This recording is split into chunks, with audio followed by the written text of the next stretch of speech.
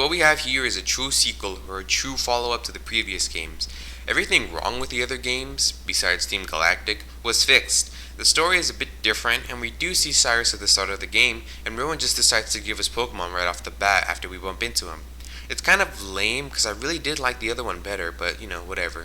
So we're off on our journey. We do meet Cyrus a lot more, and this time he's going to use both Palkia and Dialga to carry out his plan. So once he does summon him, Giratina appears. Now, here's where things get crazy. Okay, I'll try my best to explain this without getting pissed because it's really bothersome. So in the very start of the world, in the Pokemon world anyways, there was an egg. Nothing more in the universe, just an egg. This egg hatched into the Pokemon, forgive me if I'm mispronouncing any of these names by the way, Arceus. Now, it was a very powerful Pokemon, so because I guess it wanted to, it created 3 new Pokemon, Palkia, Dialga, and Giratina. Together they created the world and the universe, or something like that, I don't know.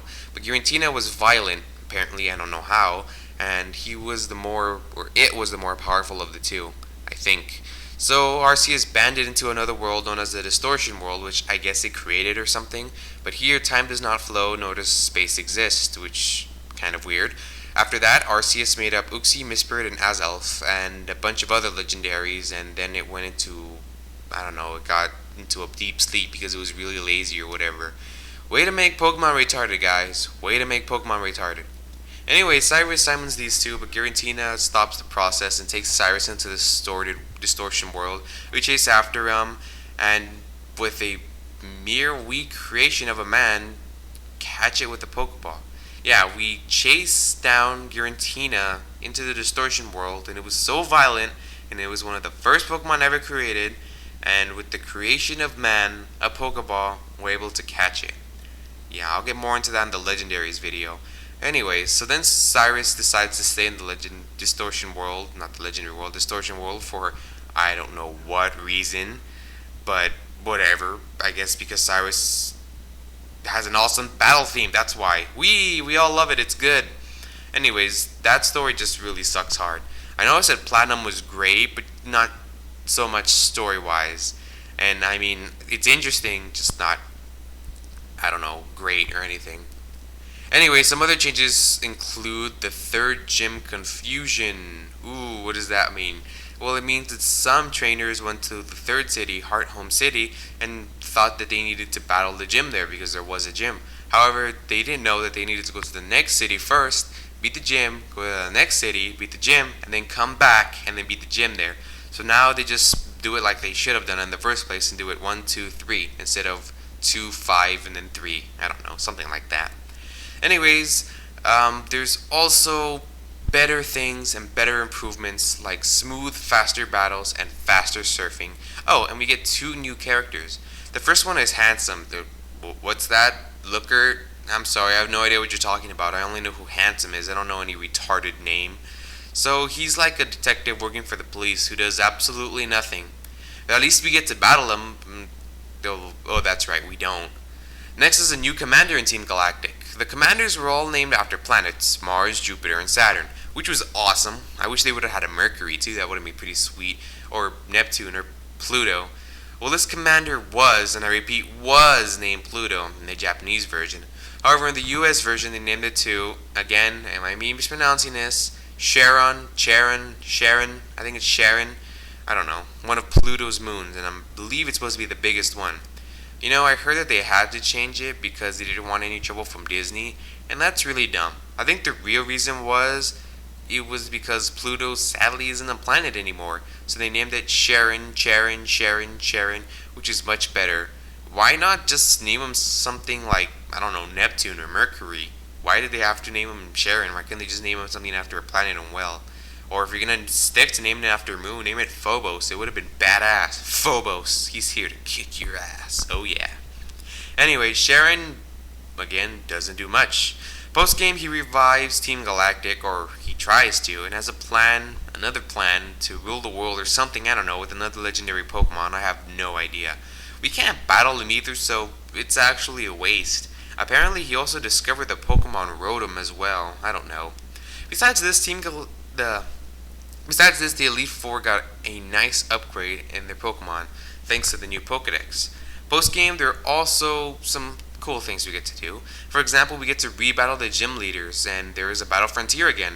This time there were 5 battle facilities, and they are the Battle Factory, and it's the same, where you rent Pokemon and battle. The Battle Arcade, they're just battles, however, before every battle a roulette goes, and each battle starts off under different circumstances.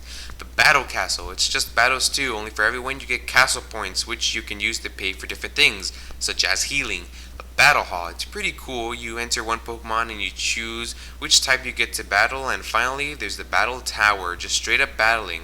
Although the Battle Frontier Brain, I guess would be an easier way to call it. Okay, let me start over. Although the Frontier Brain for the tower is actually Barry's father. It's a nice touch, I think. So besides the Battle Frontier, you can also re-battle the gym leaders, like I said before. They all enter a cafe of some sort, and somewhere around 3 or 4 at random come in, and you can battle them for the whole day, or you can actually battle them once a day. The next day a new batch comes in. This time, however, they only have one upgraded team rather than several upgraded teams like they did in Emerald. On the weekends again, you can battle Barry, who gets pretty close to around Red's level in Generation 2. After all this is over, you can always make your Wi-Fi team or whatever. I don't know. Go ahead and do whatever you want. All in all, Platinum is pretty great. The story feels a bit soggy, but there are some nice upgrades from the past games. It feels right. This game feels like a natural Pokemon game. With Generation 3, it felt like they were trying to do something new, but it clinged a lot to the previous generations to try to make it seem cool, and it just sort of failed for me. Here it felt like it was refreshing. Like on a hot day, drinking a warm glass of water. It's gross, but it feels great to have some nice cold water. Oh, that's awesome. The bottom line is that this game did good. I'll excuse the story only because the lengthy gameplay, good music, epic boss battle music, and its nostalgic feel to it despite it being new. There's just something about it that feels classic. I can't explain it, but when I play it from beginning to end, I feel joyous. A joy that comes only from a really good game. Yes, and this feels like a true sequel from the other generations, especially a true sequel worthy of Generation 2. Well, it's not as good, it's still pretty awesome. Generation 4 is great. And now, for a while, there was talk about Generation 5, and apparently the creators wanted to make up to 1,000 Pokemon, which means Generation 4 would only be about half or so. And with sales in these games usually being the best selling on Nintendo's portable console, I felt like there definitely was going to be a new generation, although there was nothing in the air yet. Once more, people got into Pokemon for the Wi-Fi, and it was a great move, especially with having the new Pokemons and new abilities to further amp up and ready the audience. So there was no word on Generation 5 for a while, but then I finally heard that it was confirmed, and I was really excited that Generation 5 was coming out for about a brief moment. Then came the dreadful words that I had been dreading the entire life of my Pokemon fandom. Pokemon Black and White versions.